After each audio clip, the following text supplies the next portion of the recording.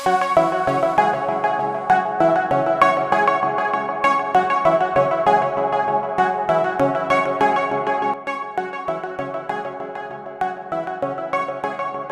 waktu itu berawal dari aku tuh ada sama kayak kalian ada tugas, cuma waktu itu mata kuliah kewirausahaan. Di situ aku dikasih tugas untuk mengembangkan uang 50.000 untuk sebanyak-banyaknya. Sampai akhirnya udah selesai itu tugas kuliah karena passion kalian, karena suka. Terus akhirnya aku sama temenku lanjutin. Ya awalnya dari situ sih. Kemudian ada nggak Kak visi misi dari usaha Kakak ini? Visi misi apa ya? Sebenarnya nggak ada yang gimana sih. Cuman tujuannya tuh pengennya tuh apa ya? Apa yang kita buat, kue yang kita buat itu tuh bisa ngasih kebahagiaan ke orang banyak. Iya, karena kalau kayak kita aja seneng ya kalau makan makanan yang enak terus dikasih, itu pasti suka banget ya. Jadi kayak tujuannya pengen nyenengin di hari spesial setiap customer gitu sih. Kalau untuk produk andalan dari usaha Kakak ini apa? Kalau produk andalan emang dari awal itu lebih ke cake, ke kue ulang tahun sama cupcake. Terus kita kebuahannya juga misalnya custom, biasanya kalau misalnya di tempat lain itu kan ready gitu ya Kak. Sekarang lanjut ke aku ya Kak. Nah menurut Kakak gimana nih ngelihat persaingan kan udah banyak banget ya kan buat toko ini. Kakak ngelihatnya tuh gimana? Setiap usaha itu kita pasti nggak mungkin kita ngediriin kita sendiri gitu kan. Kita aja pasti ngelihat dari yang sebelumnya yang sudah berjalan. Tapi persaingan itu tuh justru bisa ningkatin loh apa sih yang bisa kita unggulkan dari produk kita kayak gitu. Jadi kalau misalnya persaingan sih enggak yang begitu khawatir karena kita pasti punya kelebihan sendiri dari keunggulan dari produk-produk. Kalau strategi utama yang Kakak gunain untuk bersaing sama toko roti lainnya tuh? Kalau strategi, karena kita ini kan produknya makanan, custom, jadi lebih mengutamakan inovasi. Apalagi sekarang ini dengan media sosial ya, yang kayak berubahnya cepet banget nih, apa yang tren cepet banget. Jadi ya inovasi sih kan, ngikutin perkembangan zaman, apa yang saat ini lagi masih tren, kita ikutin, tapi tanpa melupakan core yang kita buat kayak macam kue ulang tahun kayak gitu.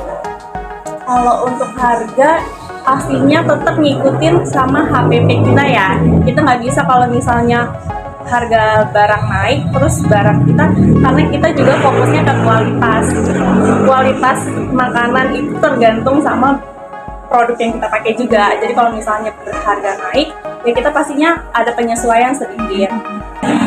Kalau sosial media apalagi di tahun ini ya, aku mulai dari 2015 itu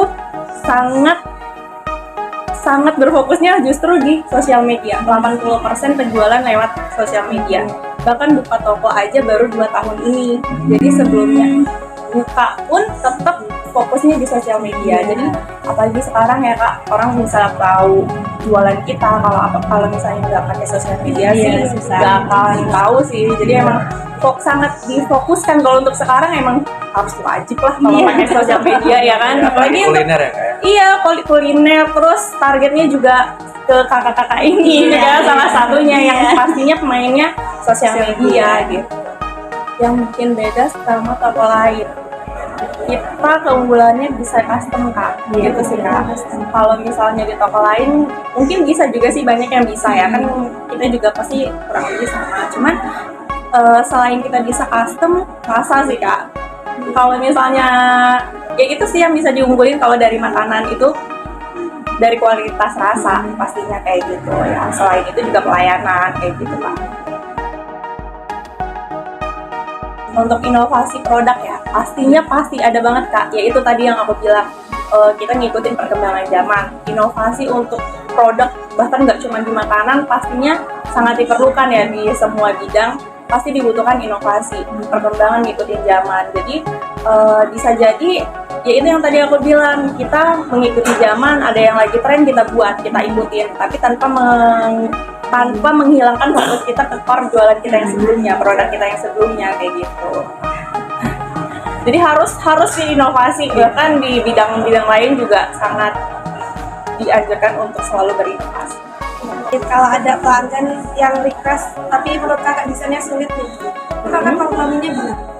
Aku komunikasiin lagi, kalau misalnya untuk custom itu kita nggak bisa sama 100% sama, bahkan karena kita kan handmade ya kak, kita bukan pakai mesin yang cetak gitu kan, jadi kita handmade, kita sampai kalau dari kita sampaikan kita bisa mirip tapi tidak bisa 100% sama kayak gitu. Jadi dikomunikasiin sama customer sih kak, kalau misalnya customernya oke, ya kita lanjut, tapi kalau misalnya enggak ya mohon maaf itu sebagai apa namanya, ya kerendahan hati kita bisanya nyampeinnya kayak gitu. Kita bisa sama mirip tapi tidak bisa sama 100%.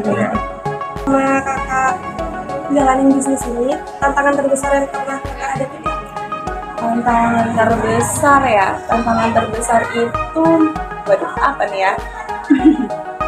Ikutin tren kak, karena trennya berganti-ganti kan, yang saat jadi kita masih produksi banyak yang ini, ternyata sudah berganti tren yang selanjutnya. Itu ya gimana kita caranya promosiin aja sih.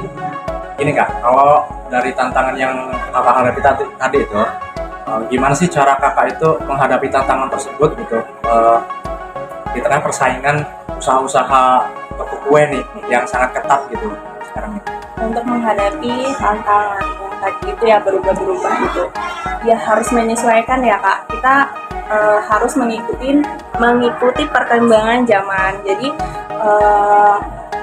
apa ya, kalau misalnya ada perubahan ya mau nggak mau kita harus ngikutin sih kak. Itu mau atau enggak kita harus ngikutin, karena kalau misalnya kita nggak ngikutin ya kita bakalan hilang, kita bakalan tenggelam kayak gitu. Jadi ya harus terus berinovasi. Ada nggak sih di toko kue kakak ini, ada nggak strategi kolaborasi atau bermitra nih dengan toko lain atau dengan supplier mungkin yang dilakukan untuk memperkuat bisnisnya kakak? Untuk kolaborasi kita lebih ke bahan kak.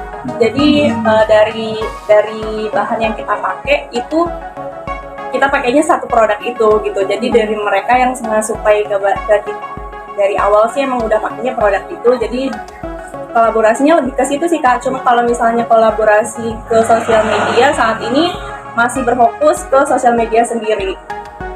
Jadi kolaborasinya di bagian bahan ya. Pengennya ya semua usaha pasti pengennya selalu berkembang ya. Kalau ini aja sudah dibandingkan dari awal dulu aku nyoba, berawal dari kos 3x3. Wow. Terus akhirnya ngontrak dan bisa pindah ke sini, itu adalah sebuah pencapaian ya bagi Pineapple Cake sendiri.